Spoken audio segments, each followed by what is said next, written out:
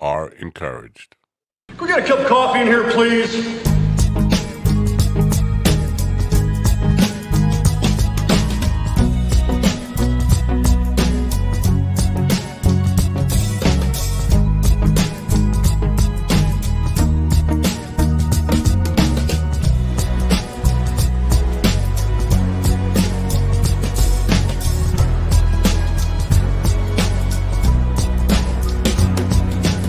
Damn good coffee and hot. Wake up, America. You've got a dog that needs walking. That's right, sunshine. Just put on a big pot of strong coffee and get ready to type your little hate mail with your opinions about kumbaya and flat earth insanity. Stand-up comedy? You want stand-up comedy? Well, we've got sit-down comedy. It's time for Coffee with the Dog. You make me laugh. I don't know about that. I really don't know about that. It's Thursday, right? Today, right? Am I right? I'm right.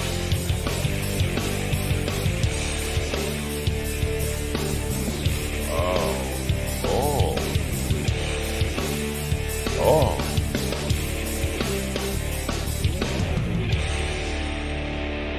Here's to you. I'll drink to that. I'll drink coffee to that. Good morning, folks. It is Thursday, August 3rd, 2023. And I'm not supposed to be here, but I'm here. Told everybody I was taking off today. I planned on taking off today because the guest had not confirmed what time he wanted to be on, and I wasn't sure he was even prepared for this, but we will have a guest today at 10 o'clock. So that leaves me an hour to sit here and do blah, blah, blah, blah, blah, blah, and piss people off by talking about politics and that kind of stuff. My guest today will be George Segal, not the banjo-playing movie star. What George Segal's movies, if I look them up. But George Segal, who's being with us today, is a documentary filmmaker, broadcaster, originally out of Texas, I believe, but now based in Tampa, Florida.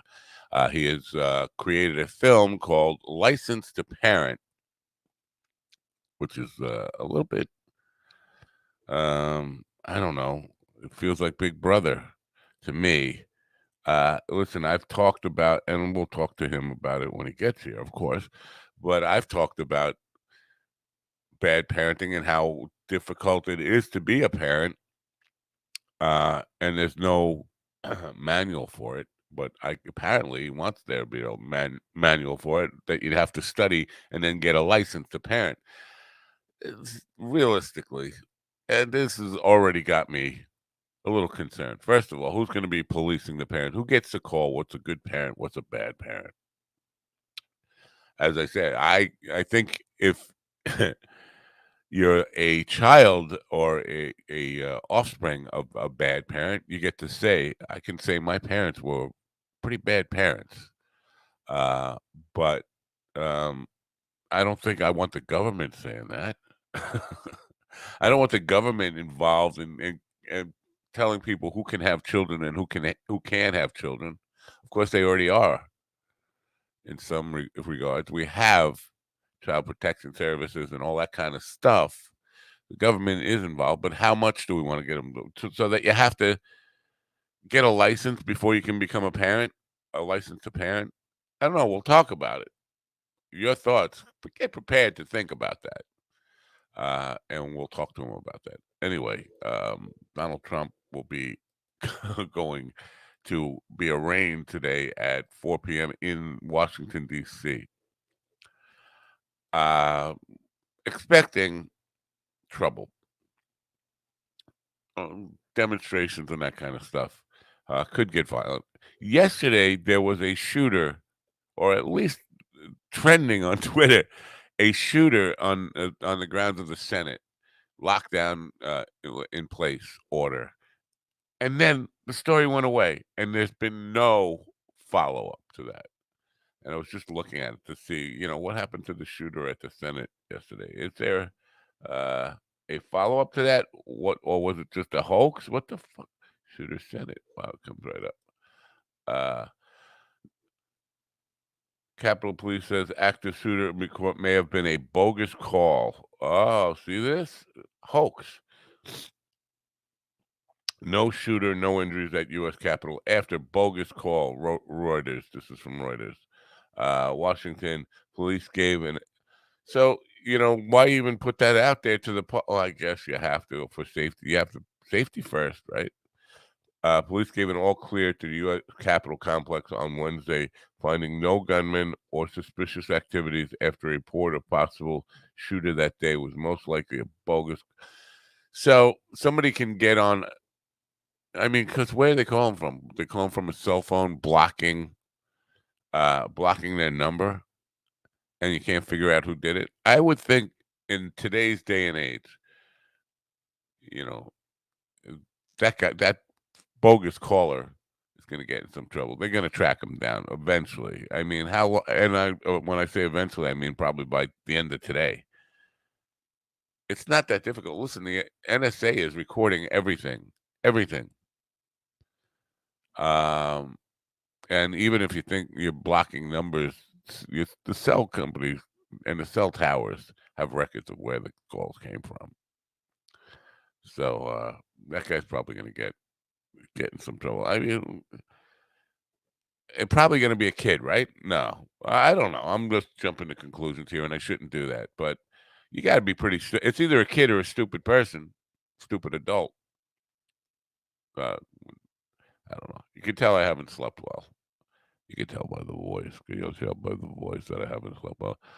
Alexa and Google are always listening too. Well, I don't have Alexa, but Siri's always listening to me, right, Siri? Hey, Siri. Now you're not listening? Are you listening to me always or not? Or are you just sleeping? You sleeping in? You taking the day off? You're not interested in this program. Siri, talk to me. The thing is bumping, but she's not listening. She's not responding. Whatever Siri is. But no, all right, Siri, enough. I'm not talking to you anymore. Shut off. Go away. Dopey. Siri's not as smart as Alexa, I have to say. Yeah, I'm going to fire Siri. But you know what? Alexa is always listening to you. That's right. That's why we don't have one in the house. When I first got one, somebody gave it to it when it first came out. I forget who I was working for at the time, but they gave me it as a gift. And I was like, no, thank you. I don't need spies in my house. I already got a spy in my house, but she's a fucking incompetent spy.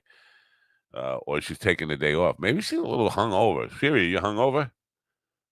Nothing. She doesn't even answer me anymore. Because I don't know, sometime in the last update, Siri turned into a guy, which is pretty common these days, where people and robots, I guess, changing gender. So the shooter call was bogus. Okay. But I do think there's going to be some kind of, and I don't think, I'm pretty sure law enforcement is going to be hyper vigilant and being cracking down on people. But there will probably be a few rowdy bastards at the courthouse today when Trump gets arraigned. I don't think it's going to be as easy on him as New York was or South Florida was. I don't.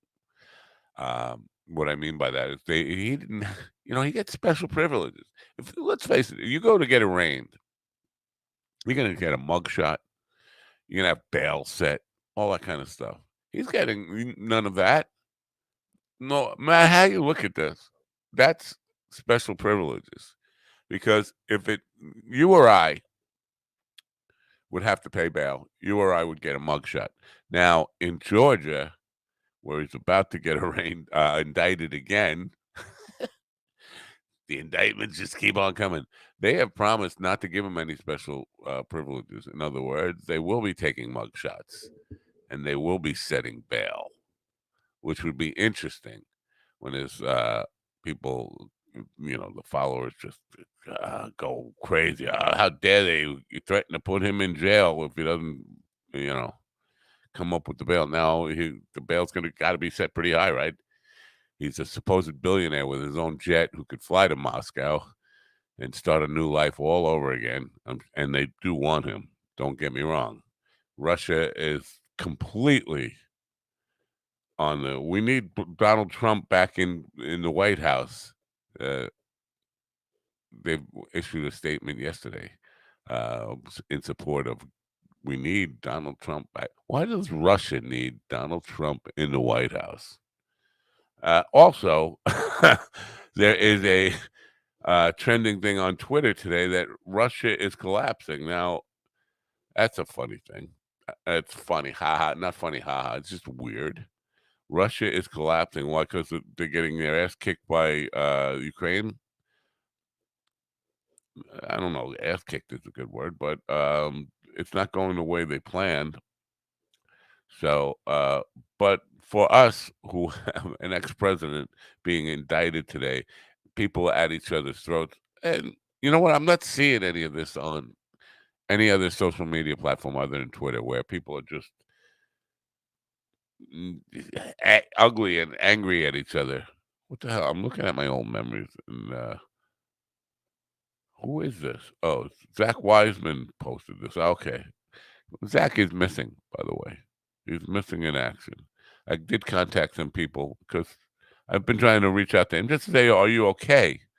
And I've contacted some mutual friends of ours, and they said, no, they haven't heard from him in months. It appears that life just got to be uh, too much for him. He's completely erased himself from social media, changed his phone number or whatever. So I hope he's okay. We wish him well. But he's kind of MIA. Let's see what else. Well, what was I talking about? Oh, I was talking about Russia collapsing when the United States is just full of its own problems. I don't think we can be looking at another country and saying, look at them, they're collapsing. Look at us, we're collapsing. Look at the whole fucking world is collapsing. Anyway, notice that I'm going to share this one again. About 5 years ago or 6 years ago, I was, I don't know, in a phase. I guess that's the only way to say it. I was in a phase where every day I would get up on Facebook and tag, go to the map and say, claim I was in a place far, far away that I wasn't in. And places like Australia and South America and even Islamorada Beach House. I wasn't in. 5 years ago, it says I was at Islamorada Beach House. I wasn't. I was probably right here. Probably right here just doing this and this. Anyway. The New York Mets are demoralized and beaten and stupid and pitiful. I'm sorry, Met fans. I got a death threat, serious death threat. The guy wanted to kill me, and he came down the block with a knife to try, but people intervened. Uh, but somebody wanted to kill me for saying the Mets suck. But now I think it's a given that everybody understands the Mets suck. But here's the kicker here. They're in Kansas City. Go to Kansas City. Kansas City, here I come. They got some crazy little women there, and I'm going to get me one. Kansas City is putting on one of the worst displays of baseball, professional baseball, in the history of Major League Baseball. When the Mets came to town, they had a record of 33 and 74. Or was it? No, it's 32 and 74. There were 42 games under 500 in the beginning of August. But they've embarrassed the Mets 2 nights in a row. Now, there's still Kansas City, even after the Mets leave, and they'll probably win another game today, and that will be probably the end of their long 3-game winning streak. They will probably break the record for the most losses in a season in baseball. So, but they're embarrassing the Mets. So, Mets, shame on you. Now, here's the thing: the Mets have given up. Oh, look, here's Richie Pizza back in the news. My Richie, who looks like me, except for his wallet, doesn't look anything like mine. His wallet is very, very pretty, very full, very pretty. Richie Pizza, and people see his mansion. They say, "Does he make that money off of pizza?" I say, "Nay, nay, nay." I don't want to talk about how he did make his money. You know what I'm saying? Nah, nothing illegal that I know of. That I know of. But no, he didn't. He didn't get rich. He didn't get to be rich. Rich. Um, oh, but 12 years ago today, I was in. Now this is true. This is true, right? 12 years ago today, I was in Las Vegas for the North American Hairdresser Awards. Yes, I was, because hairdressers are my thing. It's very silly today because I haven't slept. Um, oh, damn it. My brain is just all over the place. Anyway, so today, oh yeah, I was talking about tagging myself in places. Now I'm going to tag myself. I'm going to find, where can I go today? Let's see. Argentina? How about some Argentina? People actually comment on it like, wow, good for you, or have fun while you're down there. Like, come on, folks. You saw me doing my show this morning. How could I possibly be in Brisbane, Australia, which was what I claimed 2 days ago, in 2 hours? It's a 23-hour flight or something. Yes, now it says I'm in Buenos Aires, Argentina. Don't cry for me. Don't cry for me, Argentina. I don't know if Robert Taylor's going to be part of the show. That would be interesting. And Thursday's usually his day. Um, if he's coming on, he should do it in the first hour. But my mom would be a fan of me having Robert Taylor and George Siegel on the same show. She'd be staying up late night to watch that. It'd be like a Johnny Carson thing. Oh, Robert Taylor and George Siegel are both going to be on tonight. Yeah, but it ain't them. Oh, hello. Hi. Um, this is a new thing on Twitter. It never happened before. No, it could have happened to other people, but it never happened to me. I'm getting DMs from, you know, DMs from strange women who want to just say hey, and then when I respond, I'm sure I would get like, "Hey, I need money. My boyfriend left me, and I can't feed my kids. So can you send me money?" But it never happened on Twitter before. I was used to that for on Facebook for a long time, and ended up just blocking everybody who messages me like that. But now I'm getting DMs from strangers on Twitter. That never happened before. That's a new thing for me. Robert says, "Good morning, Ian," and good morning, Robert. Robert says he's here, so come on in anytime you're ready. I think that's a good time because the guest won't be here till 10. Oh, last night Mets at Royals. I want to see this. Uh, and it's low.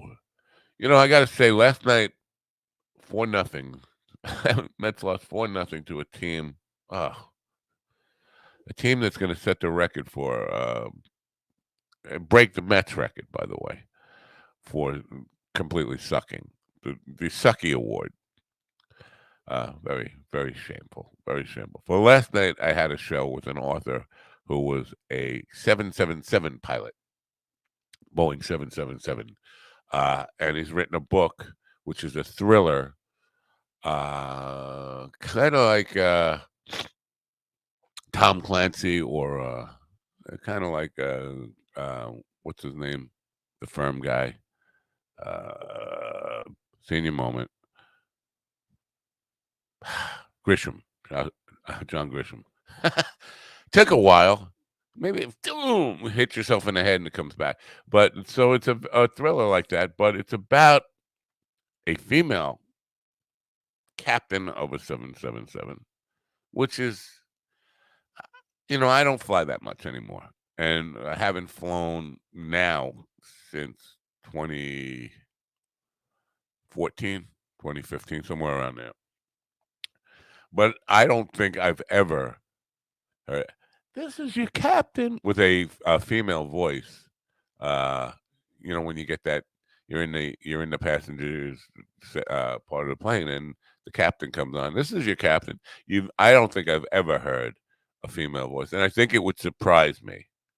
But he said 6% of pilots now are female pilots. But I think it's just natural, because it is a very male-dominated profession that I think most people would be surprised. And I said, it would be really interesting to put a camera, a television camera, or a phone camera even, on the body of the plane, the passenger sections of the plane, while she went on and said, "Hi, this is your captain speaking," and just to see the reactions of people. Go, "What? Are you sure you're not like?" I'm going to use an old-fashioned one, and then I get in trouble for saying stewardess. You can't say stewardess anymore, by the way. You got to say flight attendant. You sure you're not a flight attendant? No, it's I am your captain. Well, you sound like a 60 stewardess to me. You don't sound like a captain. But that's because I'm a misogynist old bastard. No, I'm just being real. I'm just telling the truth. Now, I don't have any problem with a female captain. I'm sure she would be just as competent and capable as a male um, captain. But it would be surprising. And if anybody doesn't admit that, I think they're being insincere. Anyway, it's time to time to say thank you for your service to Robert Taylor, not my mom's Robert Taylor. Just like we won't be talking to my mom's George Siegel.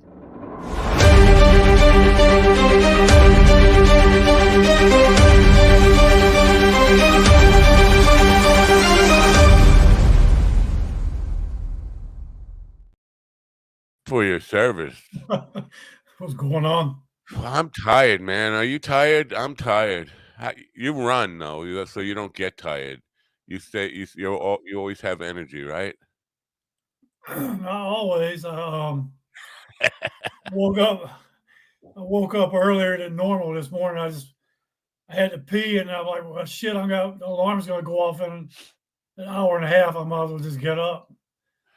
Well, I get up to pee quite often, but every time my alarm goes, I set it to snooze, and then I got to get up and pee, and then I go back to lay down and set it for snooze, and then it rings again, and then I gotta get up to pee. I set it for snooze again. I lay down. I pee a lot. I probably got prostate cancer, but I don't. I'm not looking into it. Yeah, I don't set mine on snooze. I swear it seems like I automatically wake up an Yeah, hour, 2 hours earlier or whatever, and that's the worst part because that's when you get the best sleep is when you go back to sleep after you pee, and you're like in a deep sleep when the alarm goes off. that's true. I have Um, to say that's probably true. It's the only time I get real REM sleep is after that first pee where yeah, I wake up in the middle of the night. Yeah. yeah, but yeah, man. Yeah, it's funny. I don't know if we talked about it before or not, but yeah, my father was named after the movie star, right? And I don't know if I told you that or not. When I was in Hollywood one time, we were cruising around Hollywood Hills, and there was a house. Like the fire trucks were out there and stuff, and it had the police tape around the house, and it wasn't like some huge house or anything. And we were trying to go around the trucks, and we just asked the fireman. I said, "Oh, what happened?" He said, "Oh, yeah, it was Barbara Stanwyck's house caught on fire." And I was probably the only one who knew who she was. She was married to Robert Taylor, the movie star. Yeah, I'm wondering. I'm surprised that because I would have thought anybody younger than me probably wouldn't have any reference from that. Uh, but you know about Robert Desmond Taylor? Do you know about him? Robert Um, Desmond. He was one of the first big directors in Hollywood, back from the silent era, and also murdered. He was murdered, and he was part of like one of the first sex scandals in Hollywood. So there's that. You have that as your namesake as well. But he Robert Desmond Taylor, so he had that middle name that separates, so nobody will think you're descended from him. But because they were talking, my wife she listens to a lot of right wing news. She's in the right wing echo chamber and the Christian evangelist right wing echo chamber. She asked me about what I think about pedophilia in Hollywood, and is all that stuff real? Yeah, it's real, but it's not. This is my take. It's real, but it's not organized. It's not the way they're trying to plan it. What you have is men generally who get in power, and this goes back to the very start of Hollywood, like Robert Desmond Taylor would hire Mary Pickford and all these young girls who were movie stars, and they were hotties in their day, whether they were, because even then a 17-year-old girl can look 35 if she dresses right, puts the right kind of accessories on and all that stuff, and you can't tell without looking at their ID how old they are. Yeah. But I think also the fact that young girls are, beauty is more seductive when you're young. You grow up, you get uglier, and so youth has a special attractiveness to it. These guys were attracted to young girls, and they took advantage of that. And then they got bored with young girls, and then they wanted girls and boys and threesomes and foursomes and all, and then they get hooked on that as a drug. But I don't think it's an organized thing where there's a cabal of pedophiles sitting around saying it's not something. If like they got a club with a locker roam and stuff, and they hang out. Yeah. Yeah. Kink is not something you want to share with you. You don't want you like have a locker room full of kinkos. That's the thing, man. It's like they say, about these. So I guess about all these conspiracy theories and stuff like that. Like, oh yeah, or like the well, any kind of any of these conspiracy theories, like hundreds of people or even more than that are keeping this secret, but that never worked. You can't even have two people to keep a damn secret. Most of the time, yeah, it's very difficult. All it takes is one person to get pissed off, and they're going to sell their story, or especially in Hollywood, man, everybody's always looking for a way to make a dime or whatever. You couldn't keep a secret like that in Hollywood. Right. I mean, there's probably people that knew some of the other guys were doing, and they might trade numbers or referred somebody else or something like that. But it's not like there was some football team or something, or I haven't seen that movie. The Sound of Freedom. Yeah, I saw people posting on, oh, it's the greatest movie ever. Like people just found out about there's pedophilia in Hollywood. That's just, seriously, because think about it for a second. Shirley Temple wrote a book. Right. She was like freaking that, and she was a star back in like the 30s. Right. So it's been happening forever. It's just. Yeah, Robert Desmond Taylor with Mary Pickford. I think that was 1910, 1911, something like that. Yeah. You know what? Why does a movie have to come out about Hollywood pedophilia and all of a sudden now everybody's on the bandwagon and it's a great movie. How about the damn pedophilia happening at school or at church? Or church, right. In your own town. How about that? How come you're not all upset about that? Or Roscoe Conkling, Fatty Arbuckle. That's another one too. Yeah, what was an American silent film actor, comedian, director, and screenwriter. It's funny to be a screenwriter for silent films. He started at the Selig Polyscope Company. Wow, I never even heard of that one. And eventually moved to Keystone Studios, where he worked with. But what was the part about the scandal? He was alleged to have killed that lady. Did you read that? With a Coke bottle, right? They raped her with a Coke bottle, something. Well, not what they think happened. I was reading not too long ago, or what they alleged happened, or whatever, was that actually his defense was that it was consensual sex, and that he was so heavy, she had some kind of panic attack and Yeah. suffocated or something like that. You could see that happening. But on September 5th, 1921, Arbuckle took a break from his hectic film schedule, and despite suffering from second degree burns from buttocks to on both buttocks, ass cheeks, that is, from from an on-set accident, drove to San Francisco with two friends, Lowell Sherman and Fred Flashback. Fishback. I'm sorry, my eyes are a little still sleeping. The three checked into three rooms at the St. Francis Hotel. I stayed at the St. Francis in San Francisco. 1219 for Arbuckle and Fishback to share 2021. Why are you giving me that kind of stuff? Party room. Several women were invited to the suite during the carousing. A 30-year-old aspiring actress, Virginia Rapp. It looks like rape, but it's two P's. Was found seriously ill in room 1219 and was examined by the hotel doctor, who concluded that symptoms were mostly caused by intoxication and gave her morphine to calm her.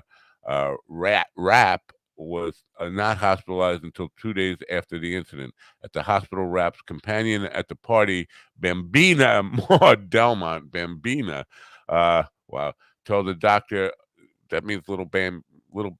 Yeah. Yeah. Doctor examined Rapp, but found no evidence of rape because there was an extra P in the way. You couldn't see. She died 1 day after her hospitalization from peritonitis.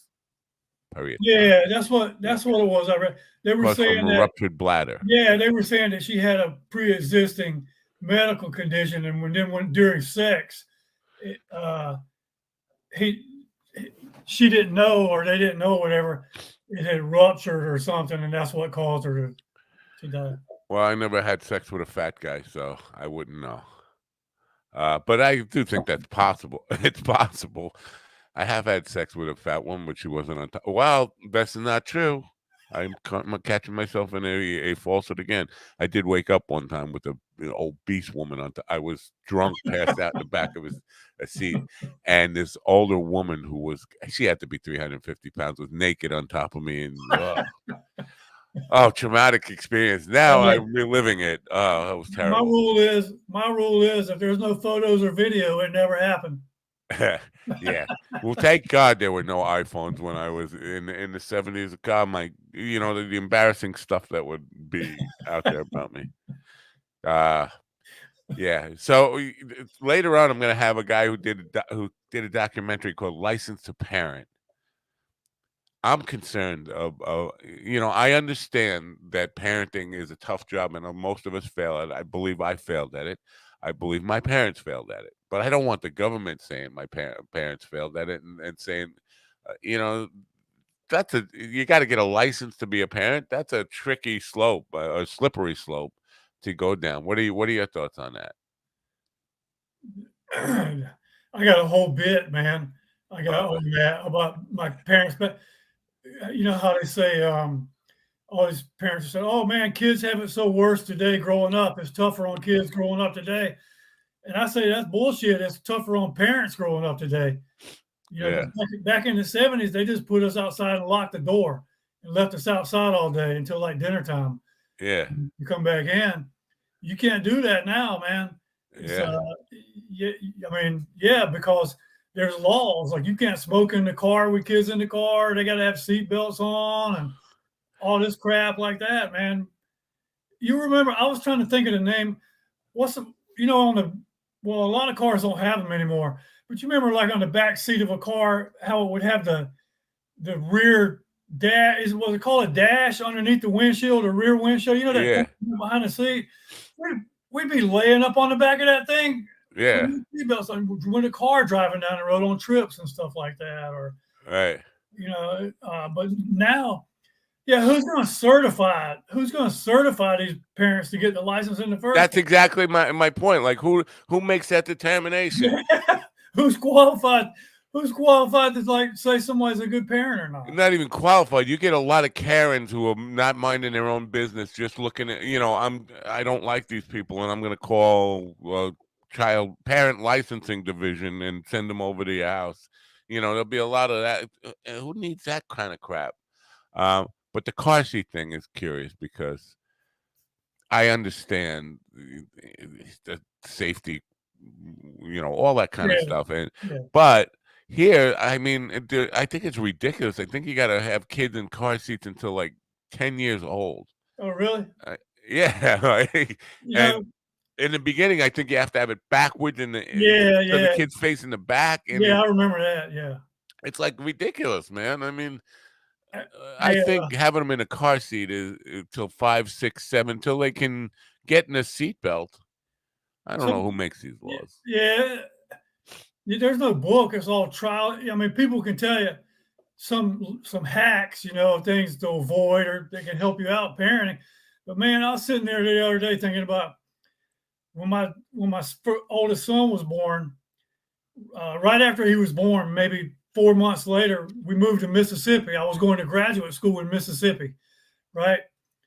In the summertime, we started in summertime, and we had this old Ford Focus, I think it was. It was like a station wagon. I know. I remember And Ford I bought Focus. it for like $2,000 up in Pennsylvania, paid cash for it. And the air conditioning broke in Mississippi in August in Mississippi, right? And I had my kid in the back seat.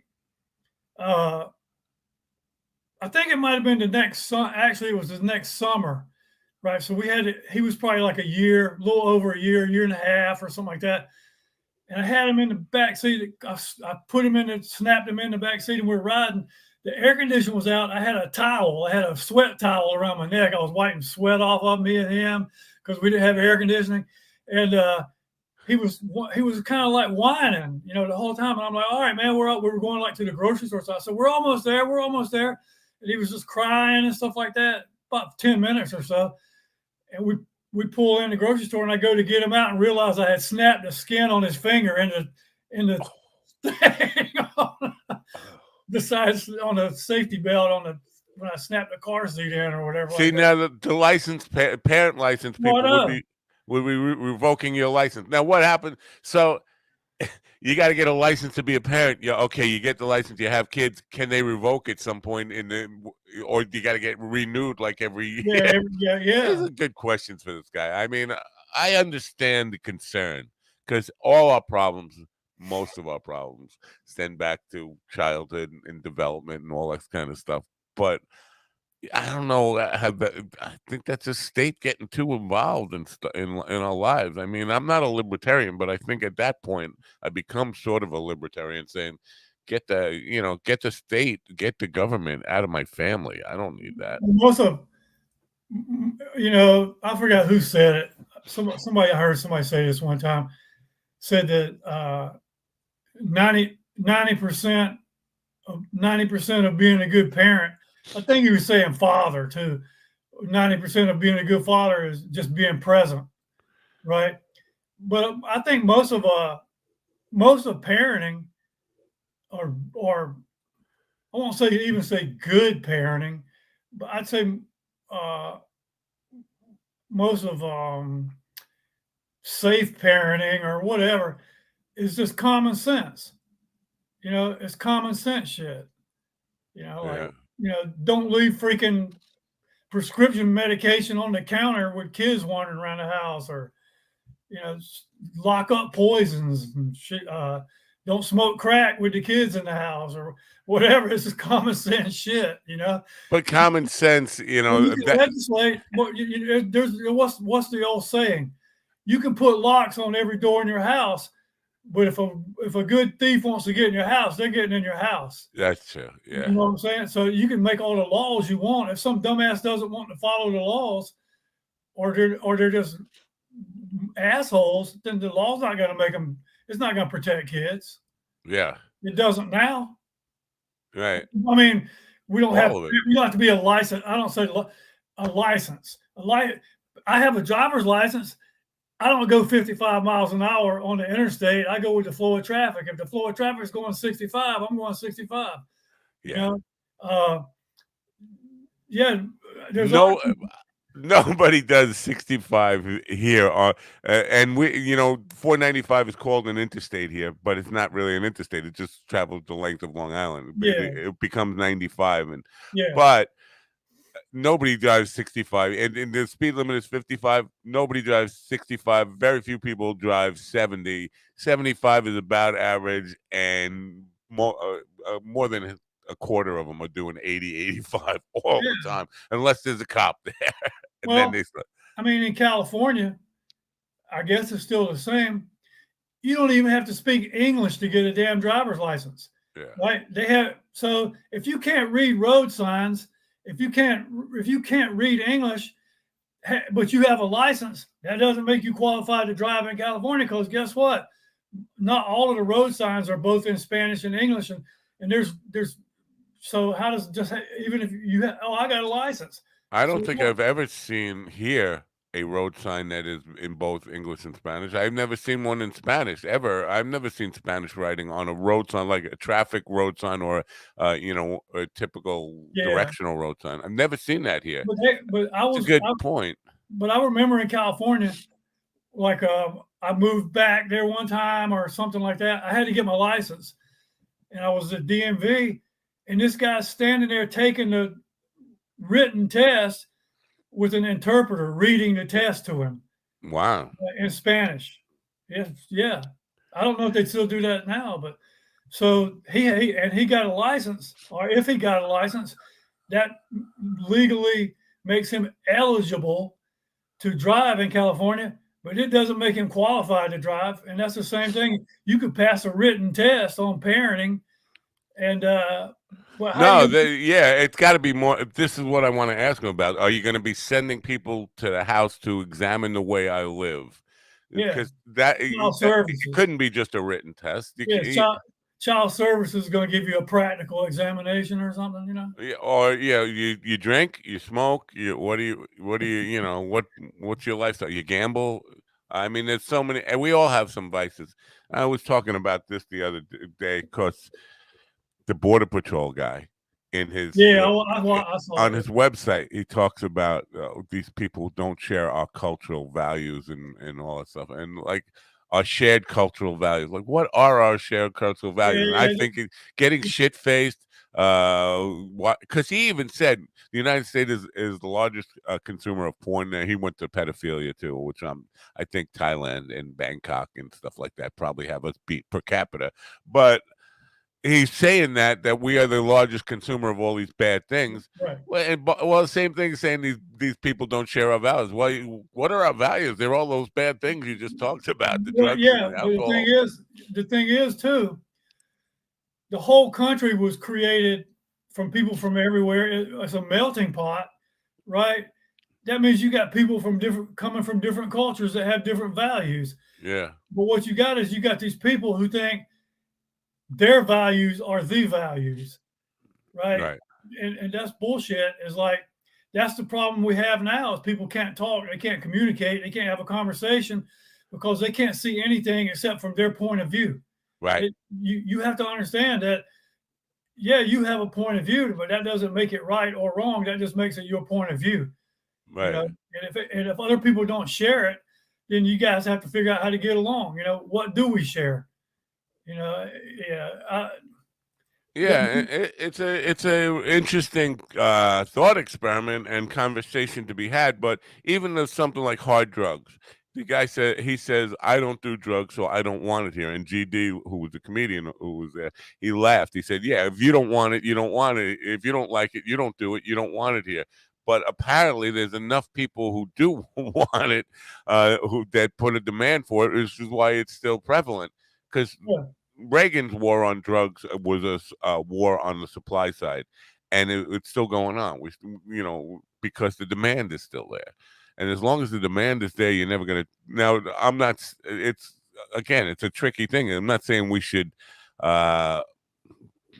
openly embrace the use of like crystal meth and heroin and fentanyl, and even Coke. I mean, Yeah. all that kind of stuff. I don't think we should embrace that, but you have to realize that underneath the surface of all this, most of the country really wants that stuff. I don't. I'm not a heroin user. I'm not a cocaine user. I'm not an alcoholic.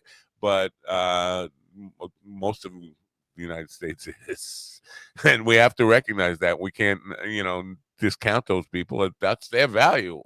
It's a strange thing to be, but that's what it is.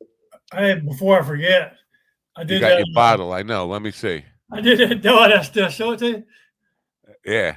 I didn't see. Wait, let me make it big because I didn't see the engravement on It's there. like, But where does it say your name? there it is. Oh, there it is. Yeah, okay. Engraved on the bottle. Now you're never going to open that, right? No, but I probably better lock it up because my damn kids might. Oh yeah. Well, I would say before you go breaking into my bottle, talk to me. I'll buy you. I'll buy you one. Just leave my bottle alone. We'll go down to the liquor store and get you one that doesn't have my name on it. How about that? Yeah.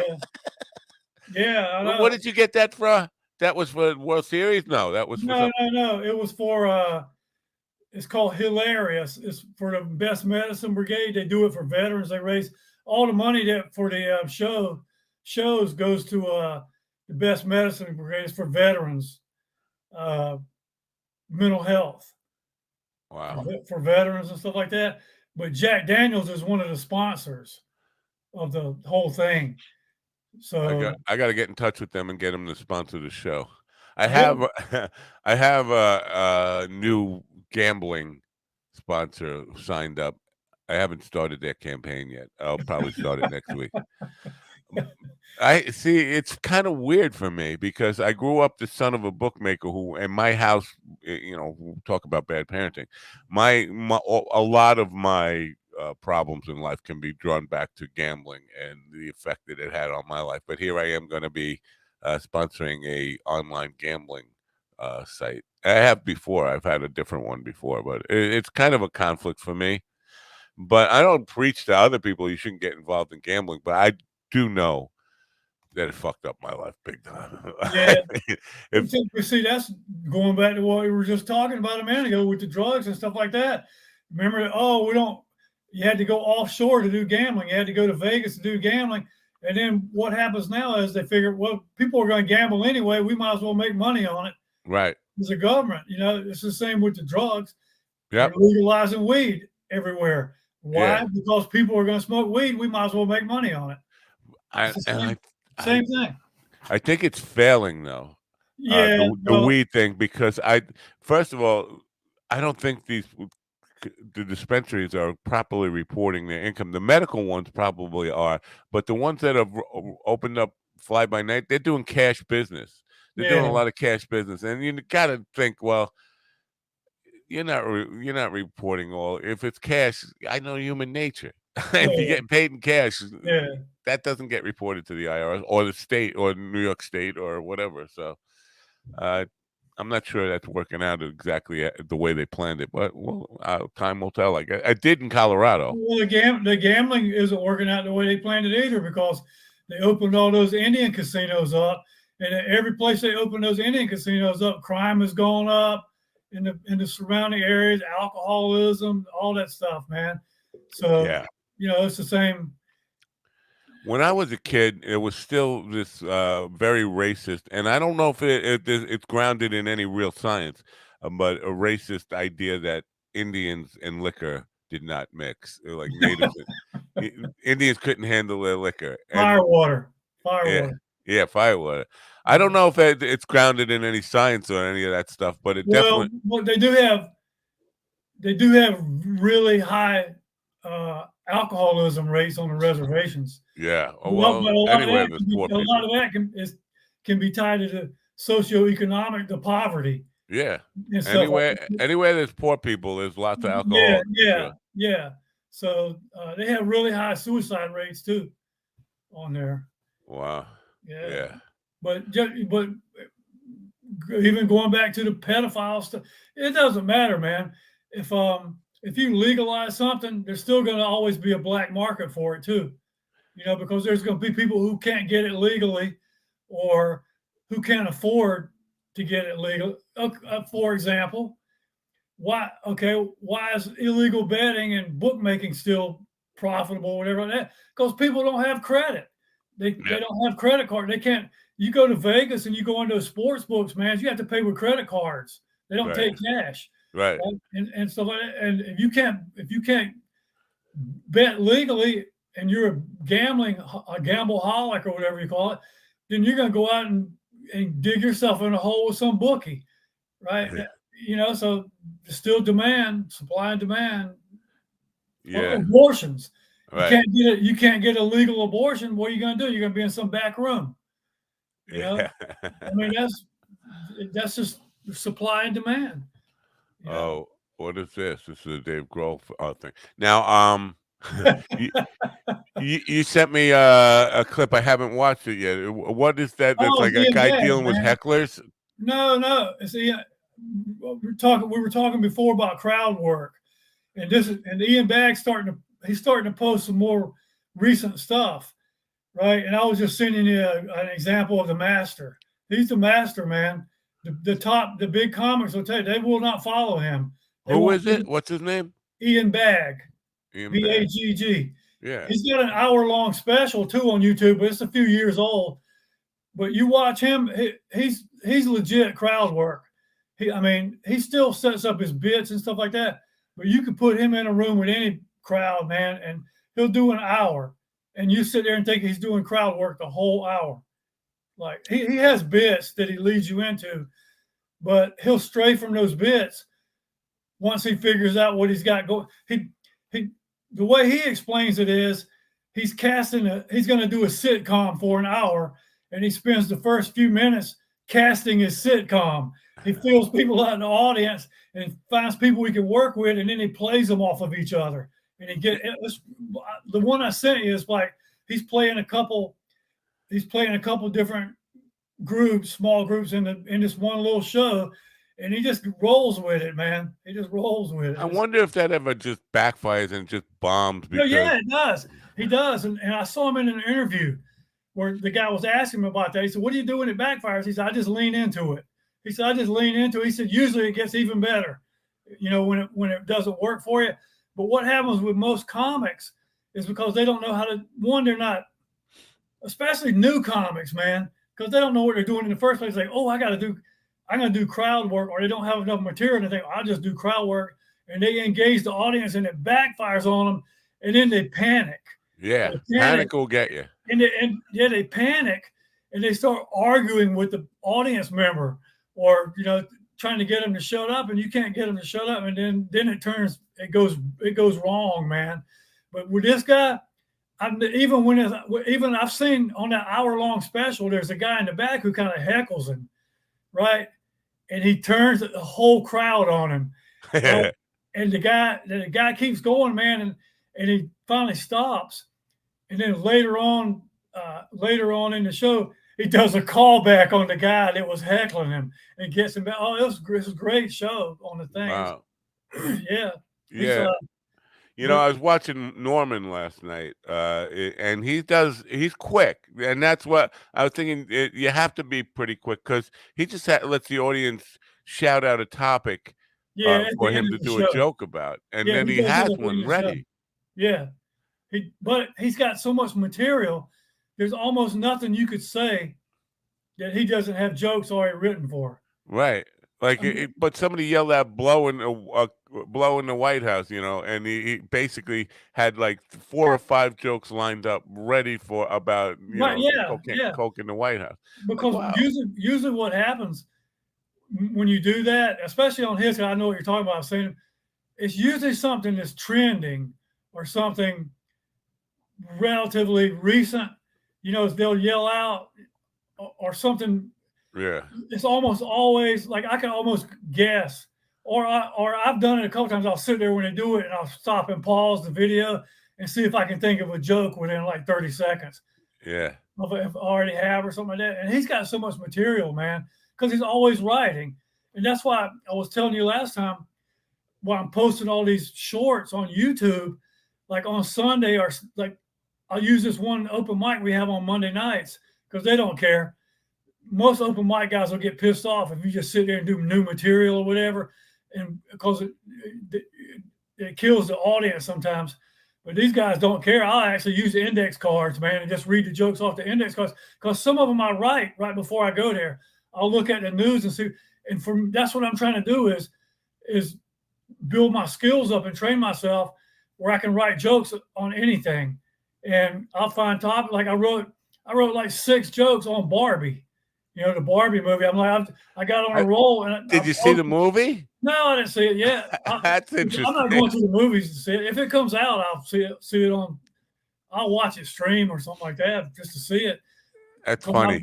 That might give us more material. Yeah. But Norm Macdonald used to talk about how he did Weekend Update, and all jokes about the news, but he never paid attention to the news. Yeah. You're writing jokes about Barbie. I haven't seen the movie. No, what I do is I'll go on Google Trends or so. I just put trending news and I'll scroll down and I'll look at the headlines. Yeah.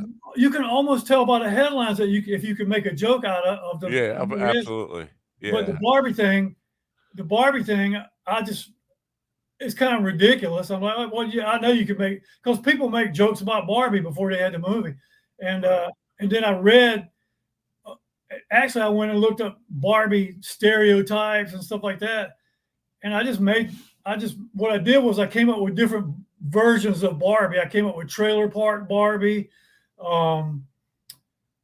Daddy Issues Barbie.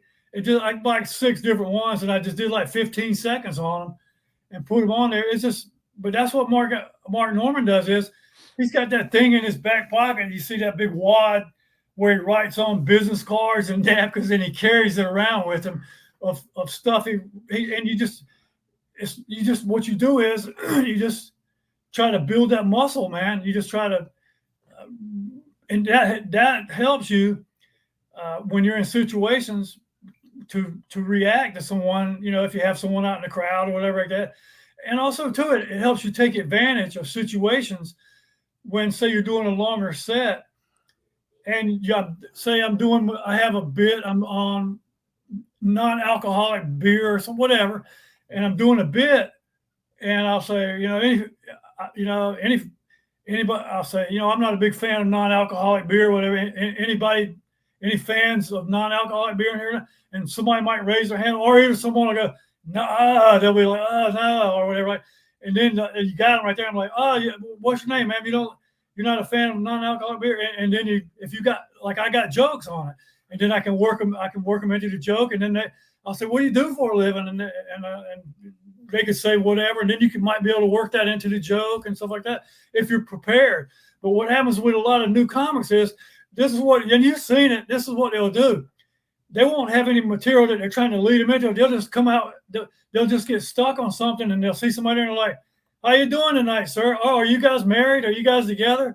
And they'll be like, no. They'll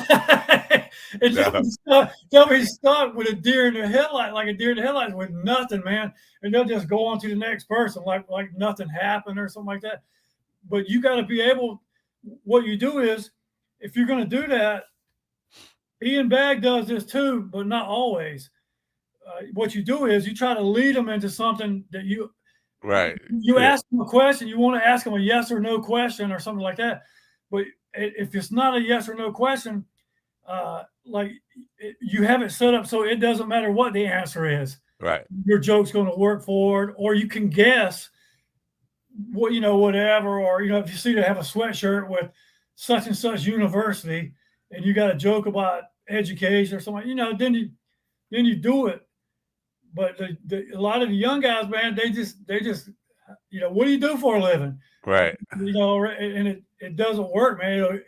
It'll kill you. And I'm a bricklayer. I gotta share this. I just got a hate mail. But usually, I don't check the hate mail until after the show. It says, "Dear Max Naphead," that's me. You're a fucking retard. The guy's name is William Desmond Taylor, not Robert Taylor. So I guess I'm wrong. I'm not a fucking retard. I could have sworn it was Robert Taylor, but it's funny. I mean, people just jump on anything I say. I got it wrong. Just say I got it wrong. Uh, I'm a fucking retard for it. William Desmond Taylor, The Unsolved Murder. Uh, I got to look into that. I'll look him up later. But okay, I apologize for getting that wrong. So you're off the hook with that one. So nobody will ever accuse you of being a descendant of a pedophile murderer. No, he got murdered, but he got murdered because he was hitting on one of the youngsters, Mary Pickford, or The Perils of Penelope. One of those. I'll look it up because I don't want to be a fucking retard again tomorrow. So I will be. I'll make sure I get it right. You guys, we were talking last time about Mark Norman. Man, he's on I'm on YouTube. I just now checked again. He's on like a different 2 or 3 podcasts every day right now promoting that. Right. He did one local, and I thought I'm not sure if it was up there. Yeah, it was. I know what you're talking about. I saw it. It was with the 2 other comics. Right. Alcoholics comic or something. That's one of the themes of it or something like that. He did another one with Are You Garbage? Right. I saw those. But it's getting to the point now where I just kind of stopped watching them because they ask him the same stuff. Right. And I could do it, and I could take his place and answer the questions. I've seen the freaking. I'm sure, and I've been trying to get Norman since before people really were all that aware of him. Many years ago, I sent, but somebody who I knew, somebody who I had on the program 5 years ago, told me they had him on and they were going to get him for me because they had this connection to him, and that never came to. This guy Darren, and he was going to want to do some things with me, and I never heard from him again after trying to get that happening. But but now it's to the point where I thought he was only doing like Rogan and big people's shows. No, man, he does a lot. But yeah, then I saw the other day he was doing some. Well, now he is in New York City this week. He's always in New York City, but he's doing the Stand again this week with a bunch of cool people. I think Joe List and Shane Gillis, and it's just like a 6 people on the show, and they're all killers. Yeah. And I thought maybe I'll just go there. I'll just crash it. I would. You know what, too, though? There is a theme. Those fringe podcasts that he's on, stuff. There's a theme. All those guys are comics. Right. All those guys are comics. So he's doing them favors, is what it is. Right. He knows them. He blew up and they didn't. Right. So he knows them. They've known each other for quite a while because every one of them, they'll start talking about stories when they were working together. And so it's like that. So it's not like they're just total strangers that got, reached out and got him on there. I have to mention that Tuesday, the 8th, which is this coming Tuesday, Eddie Pepitone and JT Habisat will be at Sticks and Stones in Southampton, New York. And so that's one good one. And then no, that's the only show. But Tuesday that I wanted to mention, I'm going to have Jade Esteban Estrada, who was part of the 6th City Comedy Festival yesterday. I had the organizer on that. So that's something, I don't know if that's interesting to you, but for next year up in Cleveland, would that be something you would do? Go all the way to Cleveland to? I've applied for. Let me look on my list. Actually, I've applied for the Cleveland Comedy Festival. It's not until November. I haven't heard. Oh, that's a different one. That's the one she said more established. Yeah. I go to Cleveland. Hell, when I go to Cleveland, I'm going to Maine. Listen to this though. I just found out like about 2 days ago. They sent the lineup list out. I'm on it's a Thursday, Friday, Saturday, and Sunday show festival. Friday night I got a 9:00 slot on it. That's killer. Saturday night I'm on the 6 to 7:30 show. Right? Guess who's following us at 8:00? You want me to guess out of 7 billion comedians? No. Out of I'll say one of the top touring. Joe List. Dusty Slay. Wow. Yeah. You haven't met him yet, right? No, hopefully it's going to be a small community. Hopefully he'll get in. I'll be able to just meet him or whatever. And We're having a good time. yeah, I'll do this the whole time. I like him. I like him, and he's growing on me more and more every time I see him. I'm telling you, man. I watched him yesterday on the Nate Land. He's a regular on Nate Bargatze's podcast. They all sit around the table, and I'm watching him yesterday, and it's the same thing. That's how he is in real life. He's doing the same thing. He's sitting there saying the same kind of stuff. He says he's just talking and or whatever. But yeah, man, it's just one of those where it's happened a few times before with me, where I don't. What city in Maine are you going to? Portland? Portland, yeah. Okay, I think that's the only city in Maine. No, there's Bangor, Maine. Yeah, Bangor. Yeah. That's in the King of the Road. There's Boxcar Midnight Train destination Bangor, Maine. Yeah. Yeah, but I tell you, man, when his special comes out, look out, man. He's gonna pop. He'll be on everybody's podcast. And so the hour he did on stand-up, you don't consider that like a because I do. I mean, stand-up show. He only did 20 minutes or 30 minutes. Really? Yeah, on the stand, Mark Norman, they all did like 20 to 30 minutes. How could that be? Yeah, that's the whole show, the stand-ups. I could have. It felt longer than that. Anyway, no, maybe I'm. No, if you go on YouTube though, you can see bits and pieces of videos he puts on there, maybe 10-minute clips, and then you watch the stand-ups, and it's pretty much all the same stuff. But he did. Since he's never done an hour special, when I saw him do this special, he probably did 10 minutes or so of some of those jokes, but the rest wasn't. The rest is all new, and it's just crazy. The way he opens the show up it's ridiculous, man. It's like I'm pumped. Having a good yeah. He does that, for the thing or whatever, and he got the crowd into it, man. And it was I think that. And I'm not telling you how to do your act or anybody out there, but the people who get these taglines that people recognize them by, that seems to be branding. It seems to be smart branding to be able to do that. Now, I'm trying to think of man right there on the bottom. Yeah. Ron White, what was he had some tater salad stuff. Yeah. But the people who definitely come up with that, like catch, like even Norman with his comedy, it comes like a branding thing, and it sticks in your mind. It also works better too if it just happens naturally. Like I came up with that one. I was doing a bit about the vets. I said, "Oh, hey, current former military, I thank you for your service." And then later on in the show, I was talking about dating and something, and there was one person. I said, "Where's all my singles tonight?" And one lady raised her hand, and out of about 50 people, I said, "Thank you for your service, man." And it blew the room up, man. And then I would do it 3 or 4 or 5, and it does now. When I do the shows, about halfway through, I'll start telling a joke about me, like something stupid I did, and out of nowhere, someone will say, "Thank you for your service." Yeah, there you go. Yeah. It's good silly, branding. But I was with this one guy that Mark Norman did I did this little tour I told you about with this professional skateboarder, Taylor Clark. And he had a podcast, and he got Mark Norman to come on it because he was a former professional skateboarder, and Mark Norman's all into skateboarding. I did not know that. Yeah.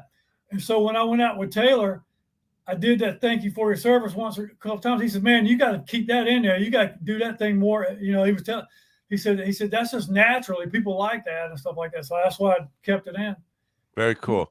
Got anything coming up? Because we have to move along. You got anything coming up this weekend? Nah, I'm working on some stuff this weekend. I'm writing from traveling so much. I'm going back up to Durham next week. My brother's here this week, and he's complaining that it's cold. It was because it's cooled off down here a little bit. It's like in the 80s here. Yeah, it was 80 degrees here yesterday. He was complaining it was cold. I was like, you know what? You're too old if 80 is cold for you. There's a problem there. Yeah. But all right. So you won't be doing anything this weekend except writing. Well, keep productive. That's all. Well, I might do an open mic or two just to try the new stuff out. But that's All it. right. Well, good luck with that. Keep and I'll be following you. Online anyway, and we'll see you. And we'll see you next week. All right, man. Have a good weekend. Wait, I gotta find your music. I can't let you out without playing you. Here it is. All right. We'll see you. Bye for now. All right.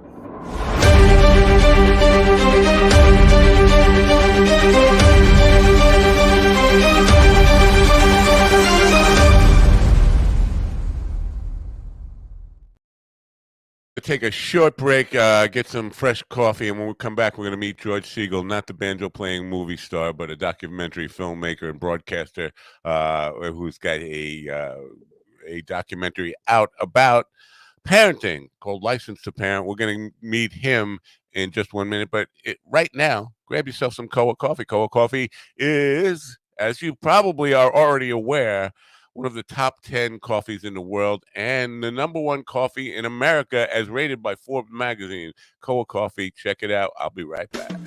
This episode is brought to you by Koa Coffee. If you are a coffee connoisseur and want to experience the best coffee Hawaii has to offer, no blends, no compromise, try the true taste of aloha.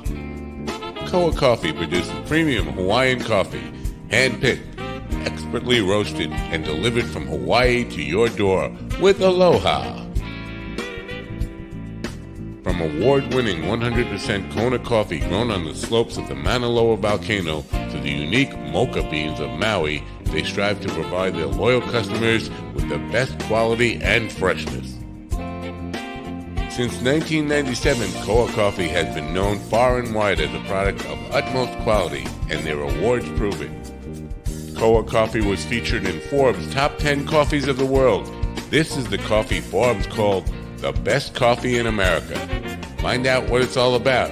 Go to minddogtv.com/coffee.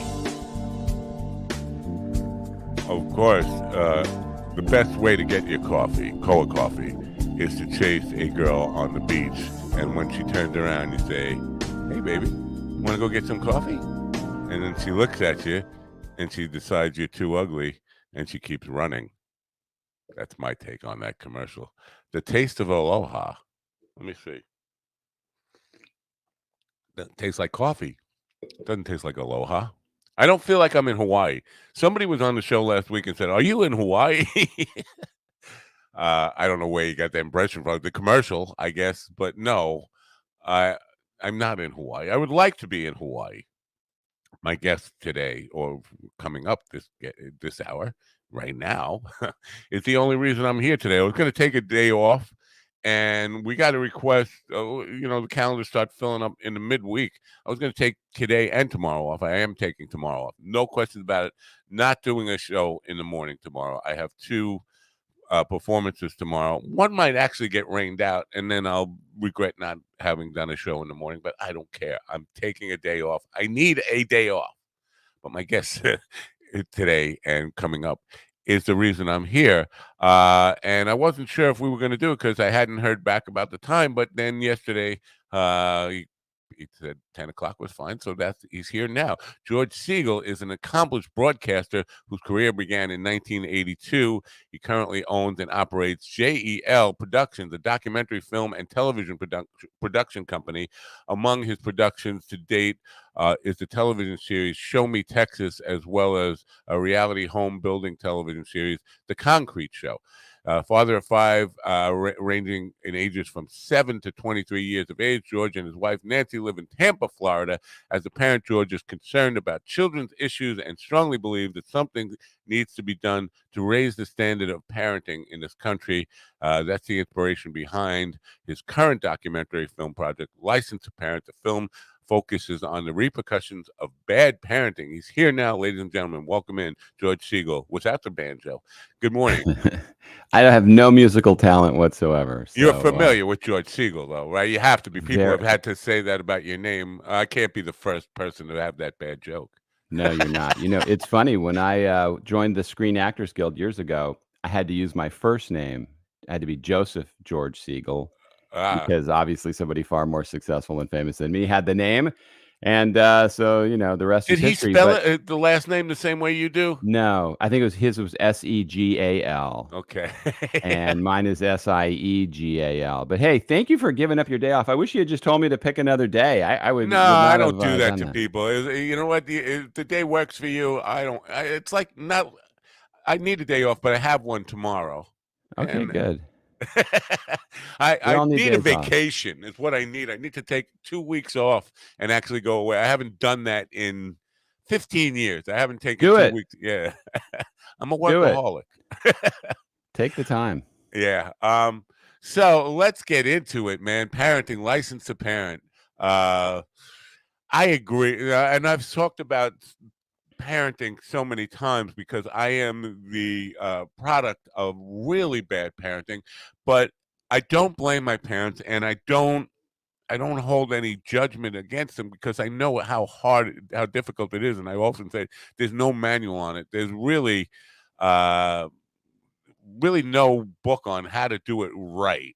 But I guess if you're claiming a license to be a parent, that you must be a book in the works about how to do it right, a manual for parenting. No, Well, it's the toughest job in the world, and we let anybody do it. right? Anybody can have a child. That doesn't make you a parent. There's a lot of crappy parents out there. And the premise behind the film was, to me, if you had to go out and fill out a form to get a license to be a parent, would they give you kids? And I bet a lot of people would walk out of there with nothing because people think, "Hey, it's a tax write off. They'll be fun to have around. I'll have some buddies." It's a full-time job, and it doesn't end when they turn 18 and go off to college or out into the world. It's a lifetime commitment to be a parent. And I just have heard story after story of such bad jobs that parents do. And I'm not sitting on a perch going, I'm great, do parenting like me. I don't think I'm a great parent at all. I think there's a lot of things I can be better at. But the point is, I'm trying to always be better. I'm open minded about being better. And I want to do the best job possible. And I would hope that most parents feel that way, but a lot do not. Okay, I don't disagree with what you said there, except I think you made it sound like it's a conscious thing. I don't think people when they go into it. Sometimes the kids. I was an accident. I was not a planned child. But I don't think they were thinking consciously. Let's have a kid and make a buddy or whatever. I do think subconsciously a lot of that plays into it. Not thinking about the repercussions of it. But it comes down to me the same. We talk about abortion in this country, and like abortion is the problem. Abortion is a solution. Now, it might not be the solution that everybody wants or an acceptable solution, but it's a solution to the problem that you're talking about, which is people unwanted pregnancies. Well, it's a big part of it is the unwanted pregnancies, unplanned parents. I think parents who actually sit down and plan on parenthood have a much better success rate and make better parents because they're more involved. And I think education and understanding the consequences of a sex act that could lead to a lifetime commitment and what that really means is probably the best solution for parenting rather than like filling out a form. Do you agree or disagree with any of that? I can't disagree with it. I think abortion is such a controversial topic. And, it's like I don't want to be the one to tell a woman what she has to do with her body. Right, And it's just although I don't also like just nuking babies right, because, there's mistakes. So it's a very controversial issue and one that really is not the forefront of this because I'm not saying I can solve the problem of whether or not people have children, but we can certainly try to help parents be better at their job. right. And so, however we get to that point where that child comes out, that's what we have to be concerned about. And I think we can all do a better job. And we see No, story after story of bad jobs. They're in the news all the time. I agree. The only reason I brought the abortion up is because most people think that is the problem when that is really an attempt to solve the problem. The problem being un unplanned pregnancies and that kind of stuff. And I think if we can educate people what being a good parent means, all that education, we can not only reduce the number of abortions, but also reduce the number of unwanted children, and then prepare young people for what parenthood really means. And I don't know how that actual education actually works, whether it's in the schools or it begins with parents at home. I think a lot of it, parents are neglectful and don't want to have those conversations. Even as simple as buy a puppy get a puppy for for a 7-year-old kid, 10-year-old kid, something like that, and say, you're responsible for that puppy's life. I want you taking care of it every day and night. Now you get some sense of what a small sense of what being a parent is going to be. So I don't know how that really works, but I don't have the solution. But I do think education is an important part of for young people, of understanding what really parenthood is all about. I think education, I think support, I think community support, helping parents understanding how difficult their job is. The only time that the government really gets involved in how you are as a parent in a lot of states is when you're getting divorced and they make you watch a video on co-parenting. Well, but nobody makes you watch a video in the hospital before you have the baby. In fact, the only thing the hospital really cares about is if you have the car seat strapped in right for the baby when you leave the hospital. And then it's, hey, good luck out there. Have a nice life. Yeah. And, society scorns parents. Think of all the times you've been in the supermarket and you see a kid misbehaving and the mom looks just totally exhausted and you make a face or you're judging them.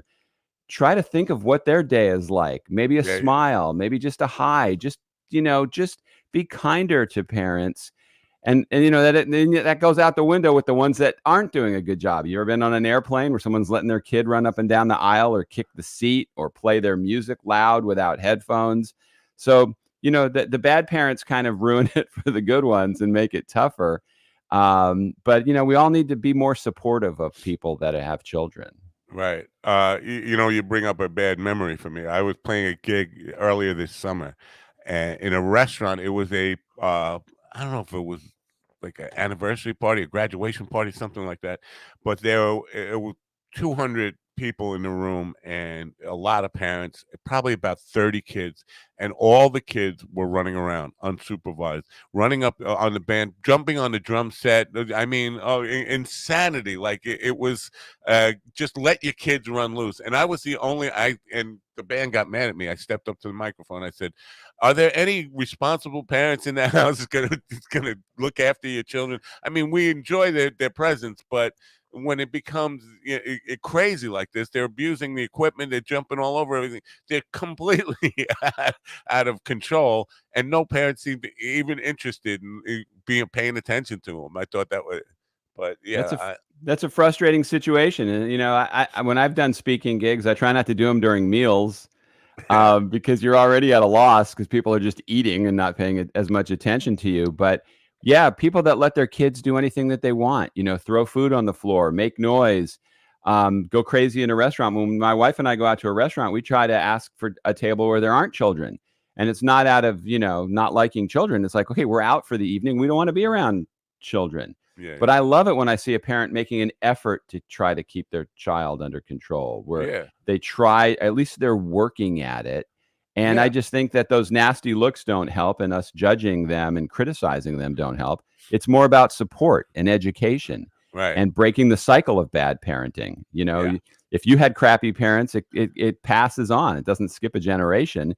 You do what you were taught. I find I do things I say things to my kids that my dad told me all the time. And I see the look on their face and I go, God, that's the look I gave him. I wish he was still alive so I could apologize to him. Well, wow, because you just triggered some deep scars for me, because I could not be as bad a parent as my father was. I couldn't be. If I were, in today's world, I would be definitely in prison.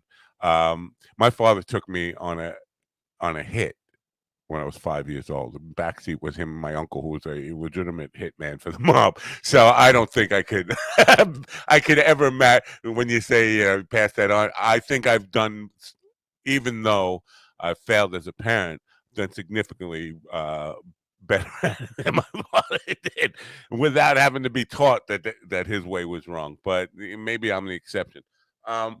But let's cut to the chase here, and then I want to talk about how you go about putting a film like this together. Did you come up with any real solutions with this thing at the end? I mean, I hate to be a spoiler, but were there any proposed solutions on how we get to a place where there's better parenting? Well, the main thing is more support for parents, regardless of socioeconomic level. Obviously, this is a problem that wealthy people have and people that are poor. Right, Joe It's Biden has a real problem with parenting. well, wow, we could spend an hour just on that. No, I mean, It's I'm like, just pointing out wealthy and powerful people also have.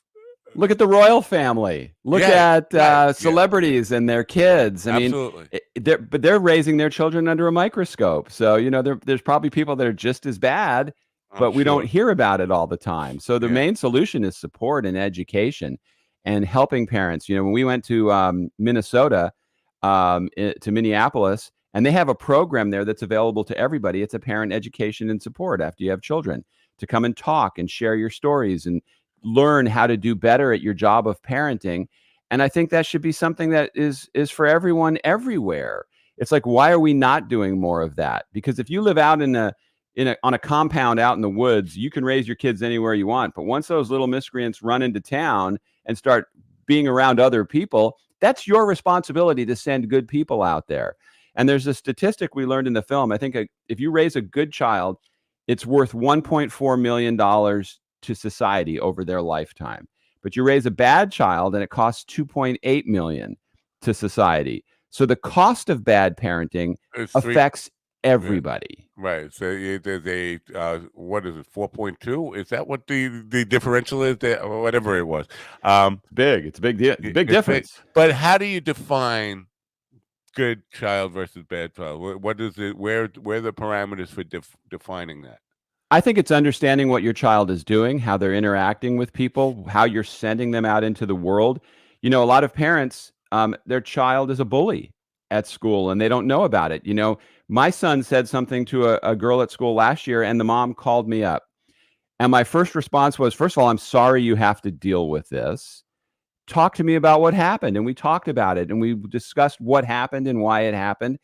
But there are some parents, if you approach them and say their kid did something, they're going to be defensive. They're going to say, "Why are you bothering me with this? You're calling me back." I think that's most common, probably, right? Yeah. Right, but you have to be open-minded and say, "Okay, let's just discuss this."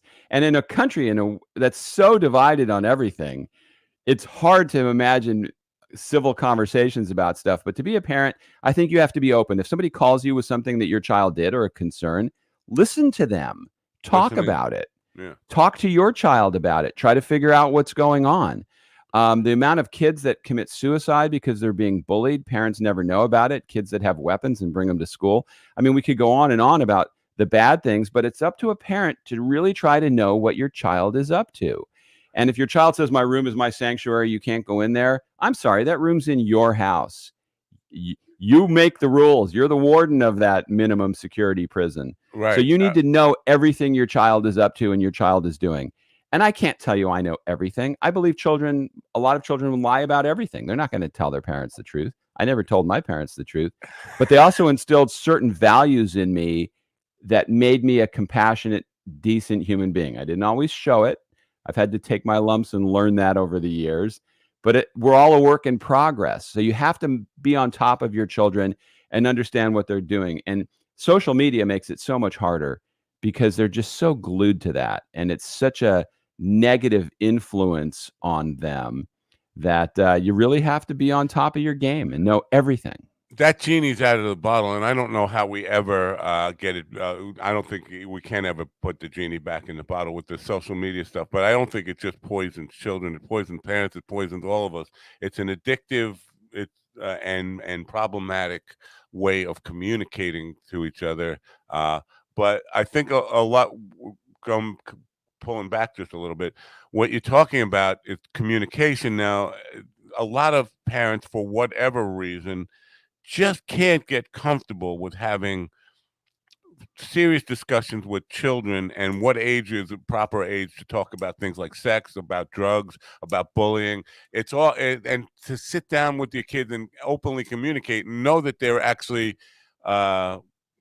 getting the message or engaged in it, because nobody, if you think back to being a kid, you wouldn't, parents said, come here, we're going to have a talk. Wait, I'm playing now. It's like, you're intruding on my time. I'm not going to be fully attentive. It feels like I'm being lectured and all that kind of stuff. All that stuff is an impediment to becoming better at parenting, or better, raising children in a more productive way. Did people talk about their ambivalence to having those conversations, and how to get comfortable with Well, having that's a those? tough conversation to have. I mean, to go up to your child and say, honey, let's talk about sex. I mean, some of those things are very difficult. So what you try to do is maybe live a life that, so overall, what they see modeling from you is positive behavior. Yeah. If you're a divorced parent, you don't have a revolving door in your bedroom at your house. If you're a married couple, you have certain boundaries, and they see that the mother and dad have respect for each other, and just the things that are going on in the house. So hopefully they're modeling good behavior, because they're certainly not seeing that online. They're certainly not seeing great role models that are showing them things. Right. They're watching horrible videos that model very bad behavior. They're seeing TikTok videos that show defiance and kids doing things wrong. The TV shows show that. Cyberbullying is so scary. I remember when I was a kid, you had to do the work as a bully. You actually had to go to the person to be a bully.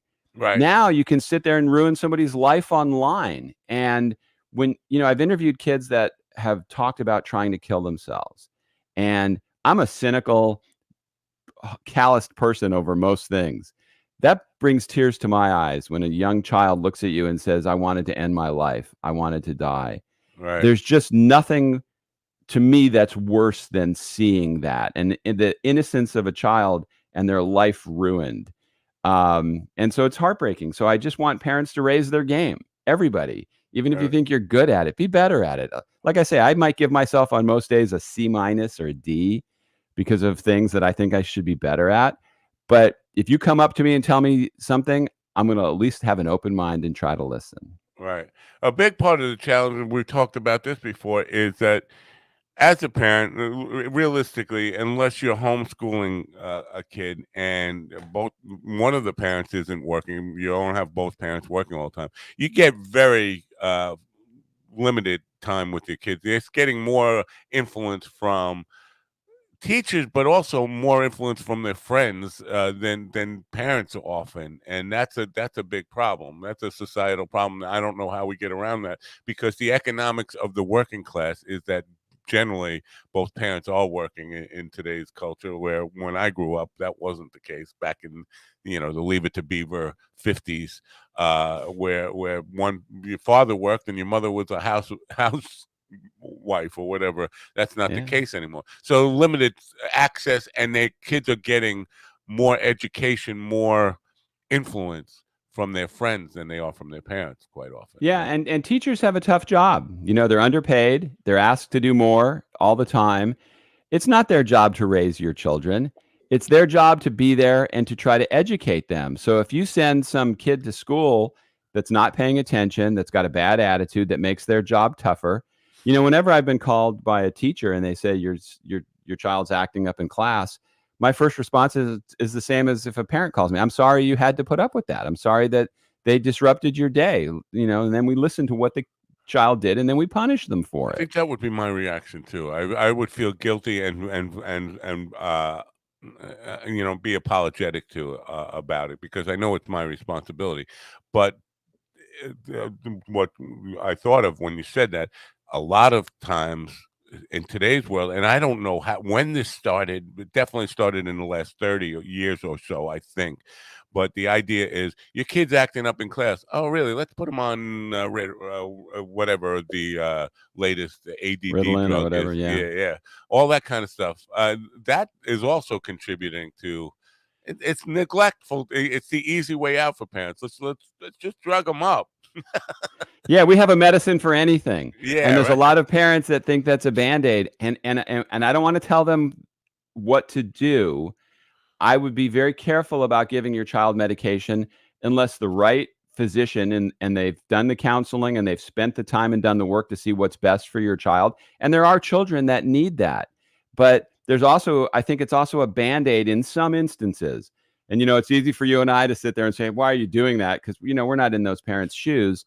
That's another tough one. It's like, Yeah. what do you do in those situations? But yeah, I think we over medicate everything. Just watch commercials I at think night.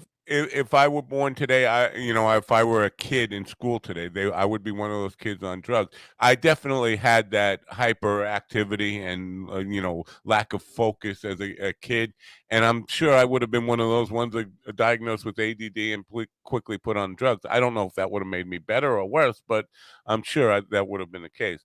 Let's switch gears for a little bit here now and talk about how and why you do this. Now, obviously, the issue is important to you, but when does it become something that you think about and is an important issue to you, and take the next step to, I want to make a film about this? Nobody goes into making documentary films with the idea of they're going to get rich. Right. It has to be, they're usually something that you care about, you have a passion for. There are ways to make money for them. When I made this particular film, I did it as a nonprofit organization where it was the cause. It was something that mattered to me because I looked at myself as a parent and I said, there's a lot of parents that have it a lot tougher than I do. Let's talk about this. Let's start the conversation. So the name License to Parent to me was very provocative in that a lot of people get very upset. You can't license that. And, that's one of the things we talk about in the film. You have to have a driver's license. You have to do all these things where you have to get a passport. You have to, you have to have auto insurance. There's things we do require from people. And they said, yeah, but those are privileges, not rights. And it gets into that legal mumbo jumbo. And, it's a concept that is very authoritarian, but it wouldn't be a horrible idea if you had to take some kind of parental education and then you were offered something in return, maybe tax incentives, maybe something that you could be getting as a benefit for raising your game and doing a better job. So that's what we talk about in the film is how can we provide better support for parents? And so when you want to make a documentary, you have to raise the money. That's the great equalizer. Unless you're Prince Harry and Meghan Markle and people are throwing millions of dollars at you, it's hard for a filmmaker to make money. I'm trying to raise money for 2 films right now that I'm making, and it's challenging. Right. So that's the one thing. And then you have to put a crew together. You have to have a plan to go out and do it. You have to contact people to be in your film. My film that came out after License to Parent was called The Last House Standing, and we got FEMA to be in the film. That took me over a year to get the FEMA director in a movie because they're hard to get to. We had another guy in there that we saw in 60 Minutes. That took me a year and a half to get that guy because it's hard, these. Yeah.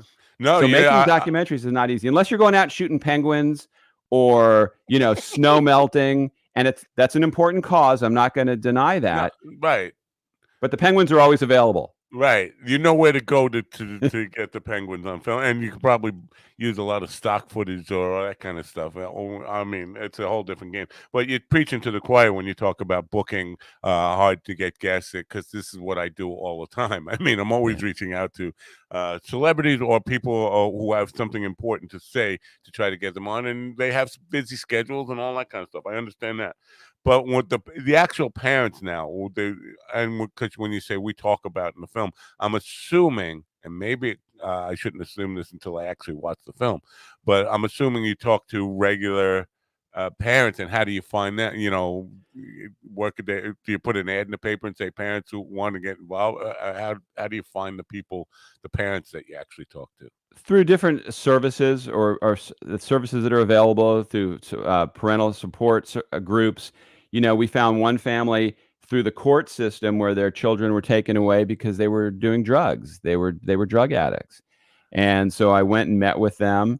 And I'm the kind of, when I'm producing a film, I'm very honest with them. Look, when this comes out, you're going to be seen as pretty crummy parents that did drugs and had your children taken away. And you have to be okay with that.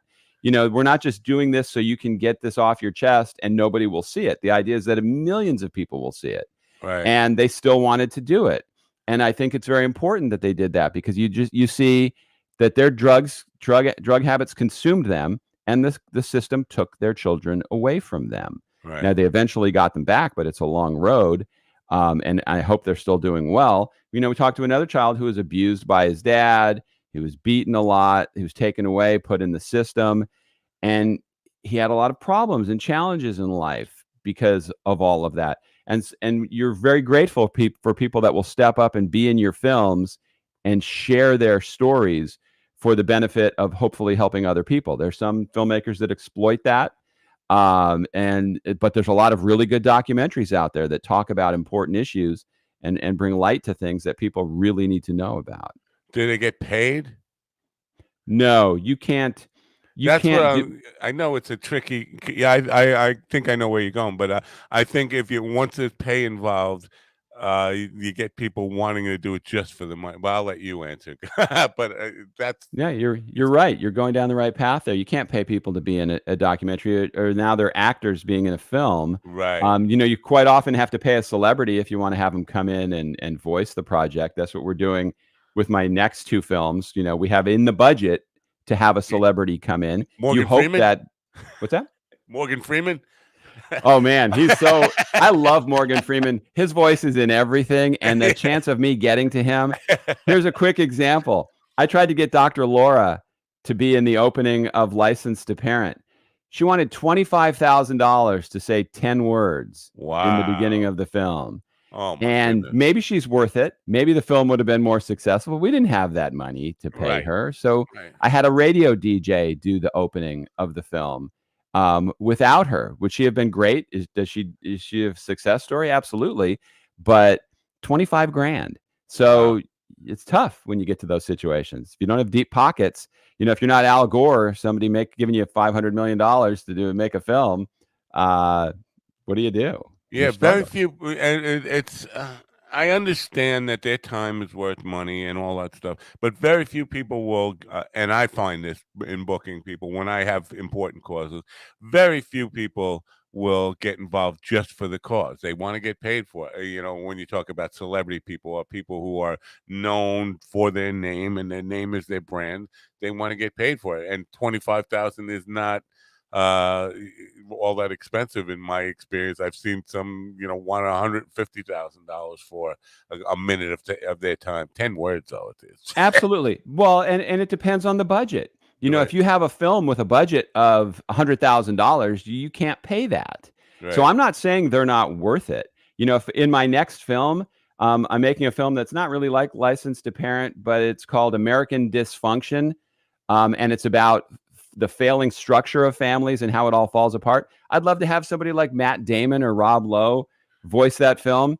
And there's money in the budget for that, but I couldn't afford to go in and pay them $100,000 to do it. And No, if they believe in the cause, you hope they care about the subject matter and want to attach themselves to a project that makes a difference. So you're not taking a lot of their time. You are playing off their name, and that's worth a lot.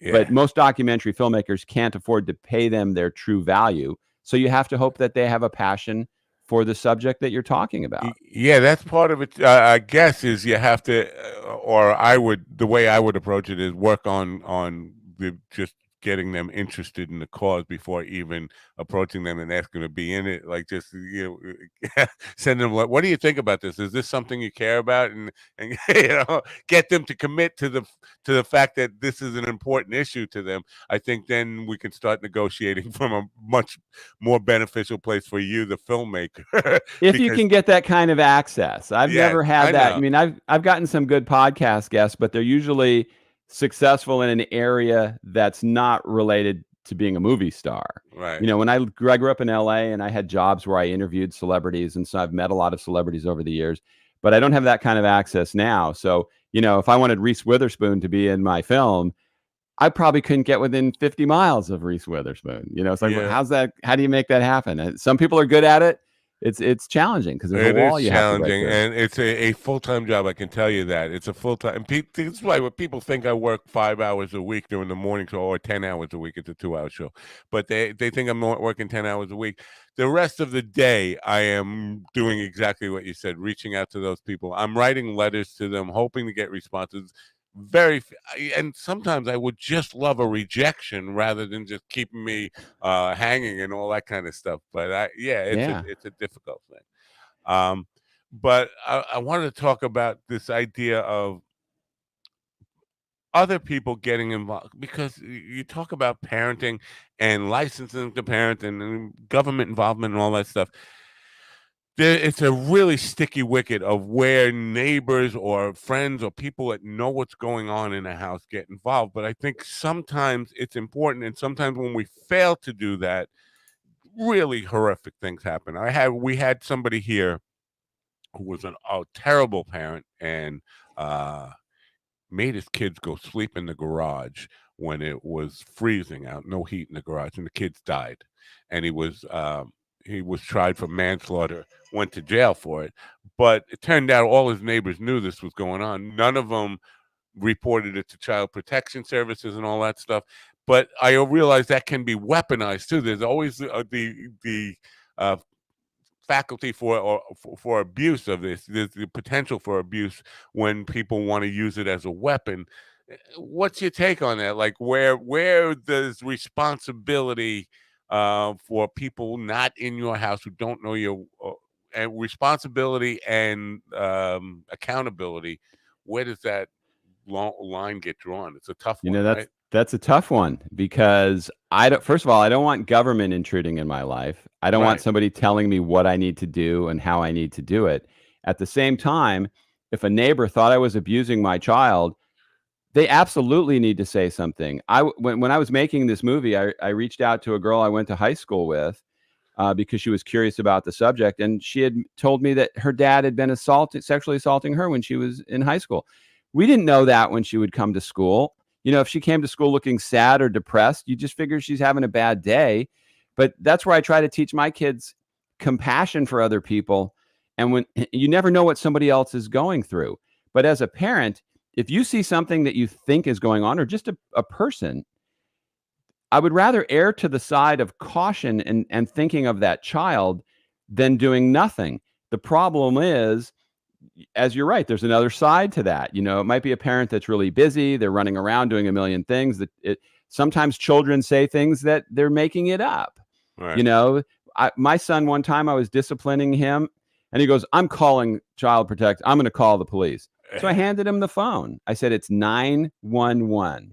Wow. And he thought about it, and he hands me the phone. No, I said, "No, you should call, because let me tell you what's going to happen. They're going to come over, and they're going to ask me what was going on, and I'm going to tell them, and they're going to say, 'I'm sorry to have wasted your time.'"